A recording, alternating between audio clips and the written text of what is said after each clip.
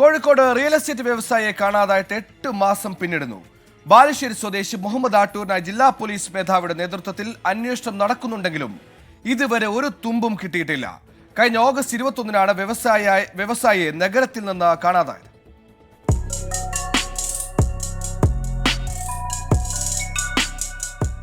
Real estate ഇടനിലക്കാരനായ Muhammad ആട്ടൂരിന്റെ തിരോധാനത്തെ തുടർന്ന് ഇതുവരെ 100 കണക്കിന് മൊബൈൽ ഫോണുകളാണ് അന്വേഷണ സംഘം പരിശോധിച്ചത്.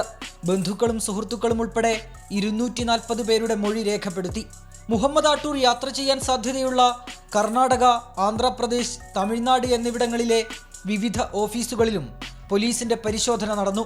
ഇയാളുടെ അടുത്ത ബന്ധുക്കളെയും അന്വേഷണ സംഘം നിരീക്ഷിച്ചു വരികയാണ്. 3 പേരെ കേന്ദ്രീകരിച്ചാണ് നിലവിൽ അന്വേഷണം പുരോഗമിക്കുന്നത്.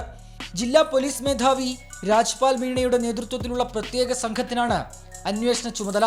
കഴിഞ്ഞ ഓഗസ്റ്റ് 21-നാണ് മുഹമ്മദ് ആട്ടൂരിനെ അവസാനമായി കോഴിക്കോട് നഗരത്തിൽ കണ്ടത്. തുടർന്ന് 22-ന് തലക്കുളത്തൂരിലെത്തിയെങ്കിലും പിന്നീട് മറ്റ് വിവരങ്ങളൊന്നും ലഭിച്ചിട്ടില്ല. 24 കോഴിക്കോട്.